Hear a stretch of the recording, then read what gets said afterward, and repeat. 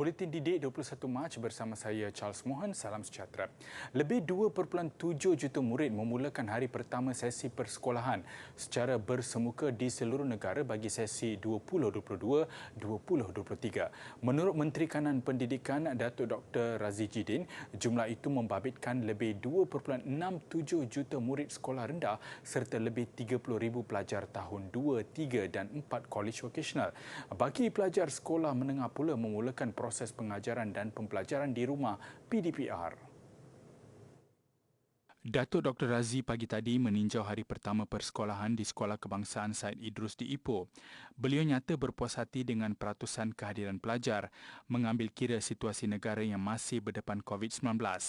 Pada masa sama, beliau mengingatkan agar prosedur operasi standard SOP dapat dipatuhi guru, murid dan seluruh warga sekolah. Jadi secara umumnya kita lihat bahawa ibu bapa bersedia untuk menghantar anak-anak mereka, namun pada masa yang sama semua antara kita ingin melihat agar segala SOP itu dapat dipatuhi dengan baik supaya sesi persekolahan ini terus berlangsung dalam keadaan yang selamat dan teratur.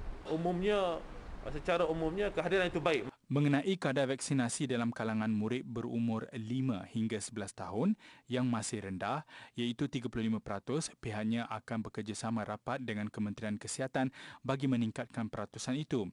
Ini termasuk mencari pendekatan paling sesuai dalam menangani isu itu.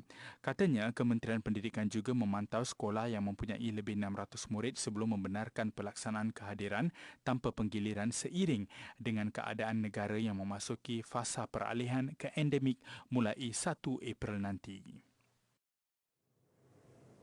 Sesi persekolahan 2022-2023 yang bermula hari ini disambut dengan penuh keterujaan. Di Sekolah Kebangsaan Lembah Subang, Selangor, kehadiran maskot Mickey Mouse dan Minnie Mouse menceriakan lagi suasana sebelum murid memasuki kelas baru. Tinjauan kru kami mendapati ibu bapa mula menghantar anak masing-masing seawal jam 7 pagi. Ada yang menaiki kereta, motosikal, tidak kurang juga ramai yang berjalan kaki saja dari perumahan berdekatan. Hari ni bangun pukul berapa ni nak pergi sekolah? Pukul 5. Bangun pukul 5? Awalnya buat apa pukul 5? Mandi dulu. Oh, hari ni siapa hantar pergi sekolah? Jalan kaki dengan kawan. Hari ni best ke nak masuk sekolah? Best. Apa yang best? Best ada kawan. Ada kawan? Dah jumpa dah kawan dah? Ni? Sebelah tu? Ni. Hari ni nak masuk darjah baru, kelas baru ni best tak? Seronok tak ke takut ke? Best. Best? Ha. Kenapa best? Tak salah. Dia bawa bekal ke? Tengok. Ada. Oh, siapa bawa bekal? Mak. Mak bawa apa tengok sikit? Nasi goreng. Tapi ni dalam bungkusan dalam dia. Akur dengan ketetapan pihak sekolah, ibu bapa hanya mengantar anak-anak mereka di luar pagar. Memang sebab dah lama cuti kan, jadi memang dia teruja lah. Lagipun tahun ni dia akan bermula dengan sesi pagi sebab masa darjah 1, 2, 3 dia bersekolah petang kan. Sebelum pukul 6 tadi dah bangun, tapi biasalah hari pertama dah mula baru nak cari baju lah. Cuma beg dah susun awal lah. Baru nak cari baju, baru nak cari kasut. Sesi pagi persekolahan dihadiri lebih 90% murid prasekolah tahun 4, tahun 5 dan tahun 6. Dianggarkan lebih 500 murid hadir untuk menjalani pembelajaran secara bersemuka. Murid-murid pun telah memahami SOP sekolah kerana mereka telah mengalami situasi PKP ini 2 tahun. Jadi mereka telah tahu bahawa sekolah telah melancarkan beberapa program untuk mereka mengetahui apa itu SOP dan mereka pun telah mereka pun ada adapt suasana dan alhamdulillah syukur perjalanan sekolah pada hari ini berjalan dengan lancar. Kelancaran proses kemasukan murid dibantu oleh guru-guru dan kaki tangan sekolah. Pengendalian murid mengikut prosedur operasi standard SOP turut dipantau pasukan Ibu Pejabat Polis Daerah Petaling Jaya. Hari ini merupakan hari kita namakan program First Day at School, yang mana setiap pegawai kanan polis dan anggota polis yang dilantik sebagai pegawai program sekolah akan hadir sekolah pada hari pertama hari ini, dan untuk memastikan setiap sekolah mematuhi SOP yang telah dikeluarkan, dan juga yang keduanya untuk memastikan pelajar-pelajar ini berada dalam keadaan selamat. semasa mereka pergi dan balik ke sekolah. Lawatan kelas ke kelas turut diadakan bagi menyantuni murid, khususnya prasekolah bagi meredakan kegelisahan mereka. Murid-murid tahun 1, 2 dan 3 serta prasekolah di SK Pandamaran Jaya Pelabuhan Kelang pula menjejakkan kaki ke sekolah dengan ceria apabila turut disambut maskot watak kartun Adiwira. Tinjauan kru di sekolah tersebut mendapati ibu bapa menghantar anak-anak mereka seawal jam 12 tengah hari dalam keadaan yang terkawal dan teratur. Power Rangers, Kamen Rider dan Teddy Bear menyambut kedatangan lebih 400 murid menjadikan mereka lebih teruja. Malah ibu bapa juga menggunakan peluang itu untuk mengambil gambar anak-anak mereka. Dalam pada itu, di Ibu Negara, program transisi guru penyayang bermula di Sekolah Kebangsaan Taman Tun Dr. Ismail 1 membabitkan 6 kelas dan sekitar 250 murid tahun 1 sesi persekolahan 2022. Murid-murid bersama ibu bapa dilihat hadir seawal 7 pagi dengan pergerakan kenderaan lancar dengan kehadiran pengawal keselamatan. Mereka turut mengamalkan pematuhan SOP dengan penjarakan sosial dan pemakaian pelitup muka. SKTTDI 1 turut menerima kehadiran semula lebih 900 murid lain yang memulakan sesi persekolahan hari ini. Di selatan tanah air, sebuah sekolah di Johor Bahru tidak ketinggalan menggunakan penampilan watak animasi popular untuk menceriakan suasana hari pertama persekolahan. Tinjauan di Sekolah Kebangsaan Perempuan Sultan Ibrahim mendapati pelajar hadir seawal jam 6.30 pagi. Mereka diberi pelitup muka percuma selain disambut oleh maskot Mickey Mouse. Ibu bapa yang ditemui menaruh keyakinan tinggi terhadap kecekapan pihak pengurusan sekolah bagi mewujudkan persekitaran selamat. Cikgu pun sangat membantu bagi tahu semua untuk apa yang kita perlu sediakan tu awal. Jadi ibu bapa pun lebih bersedialah untuk sediakan semua. Alhamdulillah, kita sangat yakinlah untuk hantar anak ke sekolah. Memang settle lah kan, sebab masuk aja satu, nak jumpa kawan yang sekolah kan. Yang kat tempat tu memang tak sebuah nak jumpa kawan-kawan dia. Saya rasa tak ada lah. Kenapa? Sebab dari semuka lagi bagus daripada online. Pelancaran sekolah kita dah bincang 1 minggu semua awal daripada preparation dan kita ada masukkan dalam channel sekolah information. Dari sini kalau boleh nampak kelancaran sekolah dan bantu oleh AJK, NYDP saya. Sama-sama pukul 6.30 pagi, sama-sama kita pastikan semua kelancaran dengan baik. Tinjauan turut mendapati guru dan dibantu oleh Persatuan Ibu Bapa dan Guru PIBG memantau proses murid memasuki sekolah dan kelancaran trafik.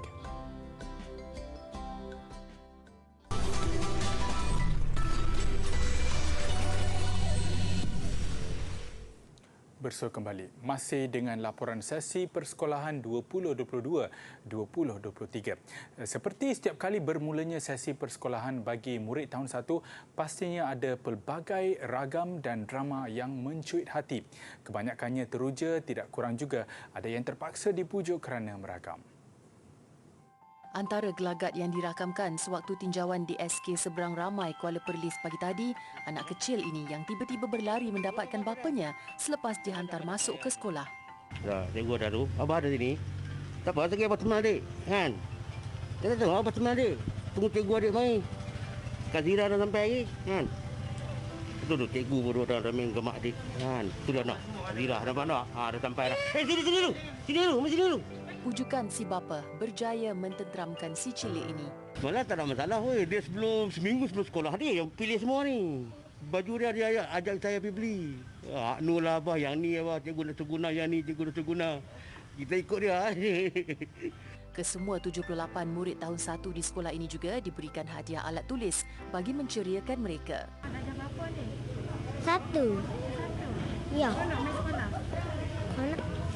Nak belajar pandai-pandai? Poli.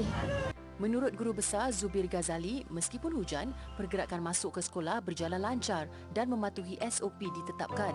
Dalam pada itu, Pengarah Pendidikan Negeri Naharuddin Osman memaklumkan 64 sekolah rendah di Perlis mencatat kehadiran penuh hari ini, manakala 10 sekolah melaksanakan sesi penggiliran bagi murid tahun 3, 4 dan 5 kerana bilangan pelajar yang melebihi 600 orang.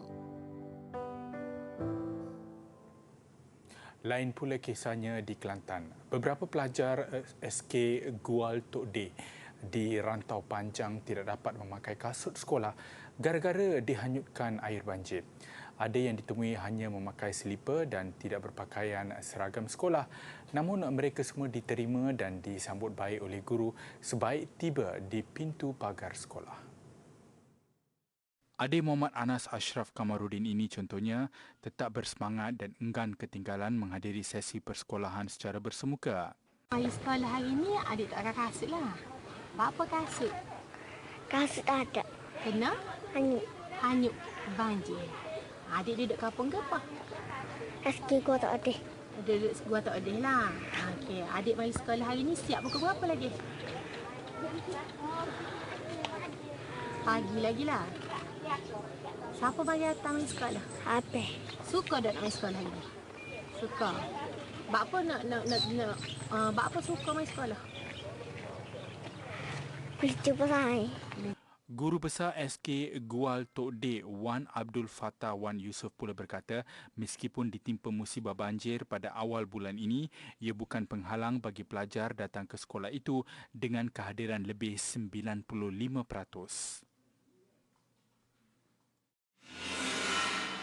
Seterusnya di Sabah, rata-rata ibu bapa yang ditemui melahirkan lebih keyakinan selepas anak-anak mereka menerima suntikan vaksin menerusi program imunisasi COVID-19 kanak-kanak PKIDS.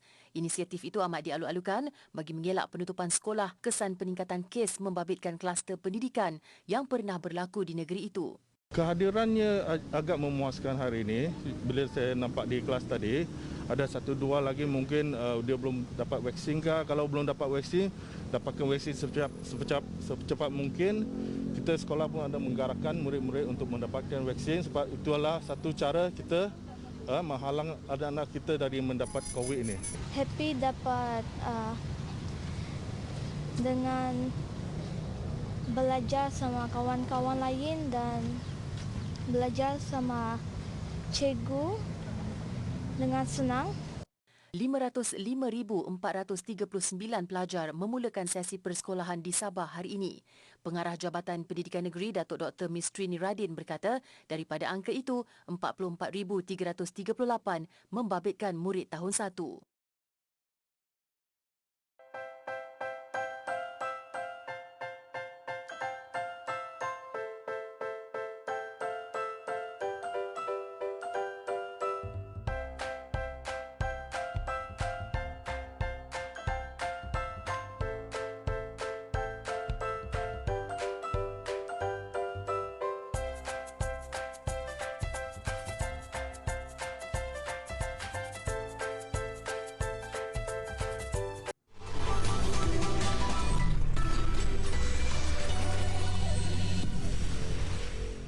Daripada seorang yang tiada ilmu fotografi, kehidupan seorang remaja berubah setelah menyertai Genius Remaja.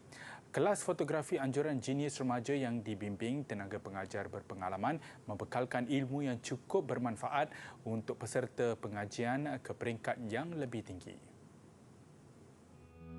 Mula menyertai Genius Remaja sejak berusia 16 tahun, Aisyah melibatkan diri dalam 2 kelas kemahiran. Tidak hanya menyertai kelas vokal dan muzik, gadis yang berasal dari Selangor ini turut menyertai kelas fotografi atas saranan ibunya. Time tu saya tak ada, saya zero knowledge. Saya tak ada langsung knowledge pasal fotografi. Saya tak tahu yang DSLR tu, dulu saya panggil kamera besar. Saya tak panggil DSLR. Saya tak tahu nama dia DSLR pun. Dulu memang saya takut pegang kamera tu. Memang zero knowledge lah, tak tahu apa-apa. Tapi bila start pegang, start cikgu mengajar, jadi rasa ada minat. Biarpun bermula dengan tiada pengetahuan dan minat dalam bidang fotografi, bimbingan tenaga pengajar Genius Remaja berjaya membuka hati Aisyah untuk melanjutkan pengajian dalam bidang yang sama. Hala tuju pembelajarannya jelas apabila dia memilih untuk melanjutkan pengajian dalam diploma fotografi. Walaupun sekadar mempelajari asas fotografi di Genius Remaja, pengalaman serta ilmu yang diperolehi memudahkan Aisyah ketika di peringkat awal pengajian di IPTA. Kalau macam masuk U, dia suruh pakai manual saja. Macam manual tu dia akan suruh pakai tu je. Kita kena belajar sendiri macam nak handle kamera tu. Kalau macam Genius Remaja, dia akan ajar daripada zero, daripada betul-betul basic macam nak handle, macam nak pegang kamera apa semua tu. Kalau macam you, dia akan ajar macam tu je, tapi kita kena explore sendiri, kena cik tahu sendirilah. Aisyah bersyukur dapat mempelajari pelbagai ilmu tanpa perlu mengeluarkan sebarang kos. Dia turut menyarankan golongan remaja menyertai kelas-kelas kemahiran yang dianjurkan jenis remaja kerana selain boleh mengisi masa lapang, dia turut menyarankan golongan remaja menyertai kelas-kelas kemahiran yang dianjurkan jenis remaja kerana selain boleh mengisi masa lapang, mereka juga dapat melengkapkan diri dengan ilmu yang bermanfaat. Walaupun saya dah masuk diploma, still saya masuk kelas. Dah masuk degree pun still saya masuk kelas juga sebab saya tak nak miss apa yang diorang ajar daripada untuk saya. Daripada kelas fizikal sampailah dah kelas online, tak dapat jumpa 2 tahun macam tu kan. Tapi still juga saya nak stay untuk dapat lagi knowledge yang ada.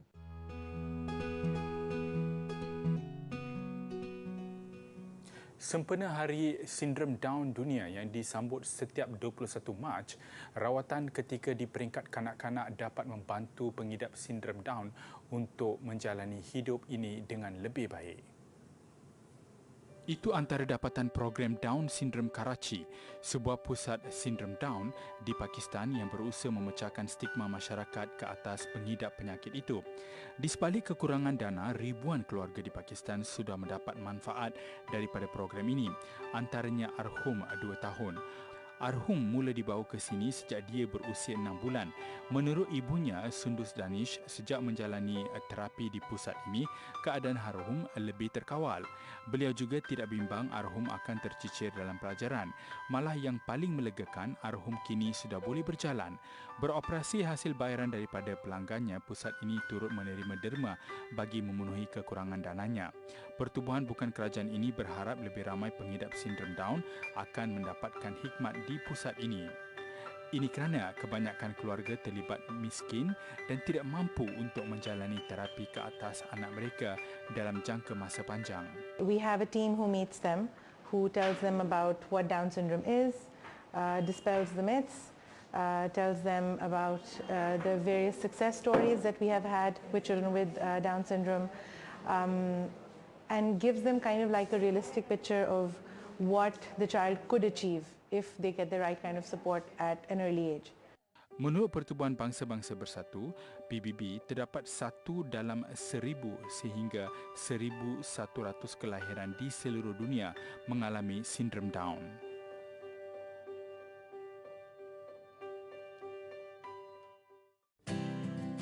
Hari ini saya ingin bercerita tentang artifak dari dinasti Safavid. Adik-adik tahu di mana dinasti ini? Dinasti ini terletak di Iran dan memerintah pada abad ke-16 hingga ke-18. Artifak yang ingin saya perkenalkan adalah lukisan miniatur. Lukisan ini adalah lukisan yang kecil saiznya. Dan ini semua adalah artifak daripada beberapa helaian lukisan yang diambil dari beberapa buah buku sastra. Pemerintah Safavid banyak menghasilkan dan menaungi lukisan-lukisan miniatur ini dan memerintahkan supaya ianya disalin, ceritanya dilukis, gambarannya juga dihiasi. Lukisan ini memaparkan penceritaan zaman raja yang bersemangat dan menonjolkan keberanian mereka dengan penggunaan warna-warna yang terang dan berkilat. Ilustrasi ini memaparkan majlis penabalan Bahram Gur. Baginda merupakan salah seorang daripada raja yang diceritakan dalam sebuah buku sastera yang bertajuk Shahnama. Shahnama bermaksud kisah raja-raja. Buku sastera ini juga turut menceritakan perjuangan dan kehebatan raja-raja Iran pada zaman dahulu.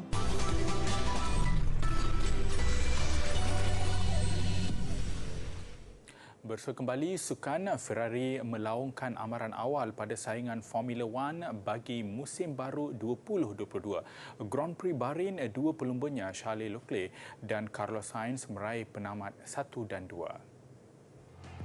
Bermula di petak utama, Leclerc menampilkan pemanduan mantap untuk menguasai litar antarabangsa Bahrain. Pelumba kelahiran Monte Carlo, Monaco ini melakukan catatan sejam 37 minit 33.584 saat. Rakan sepasukannya Carlos Sainz turut memulakan musim baru 2022 dengan bergaya apabila menamatkan saingan di tempat kedua hanya ketinggalan 5.598 saat. Dengan saingan yang lebih terbuka susulan beberapa peraturan baru, juara dunia 7 kali Lewis Hamilton tetap ceria apabila meraih tempat ketiga, sementara seorang lagi pelumba Mercedes AMG Petronas, George Russell, menduduki tempat keempat. Bagaimanapun, nasib malang buat juara dunia musim lalu, Max Verstappen dari Red Bull Racing yang terkeluar daripada saingan ketika perlumbaan berbaki 3 pusingan.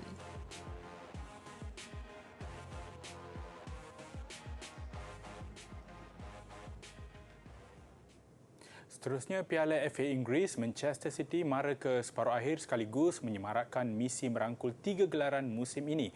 Menewaskan Southampton City akan berdepan Liverpool pada aksi separuh akhir 16 April depan turut ke kelompok 4 terakhir Chelsea dan Crystal Palace. Bertandang ke arena lawan, Manchester City membuka jaringan seawal minit ke-12 menerusi Raheem Sterling. Minit-minit akhir babak pertama, Southampton menyamakan kedudukan.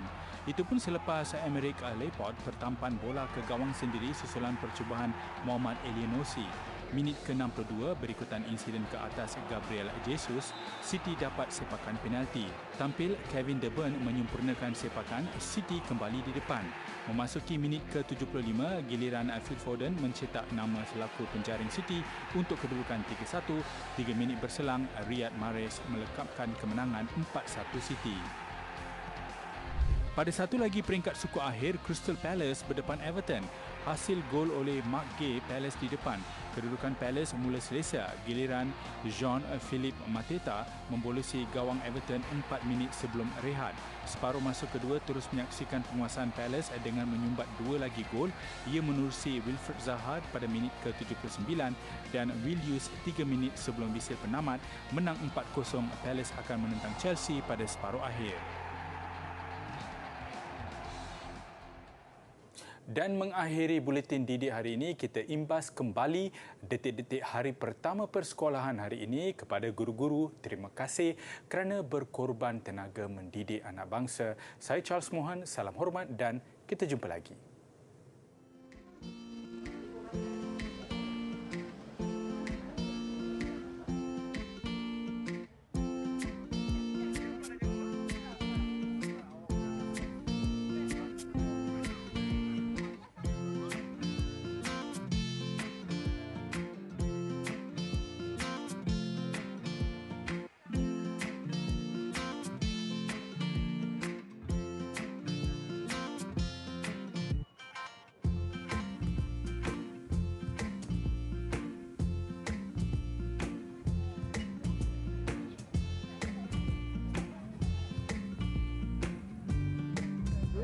Terima kasih.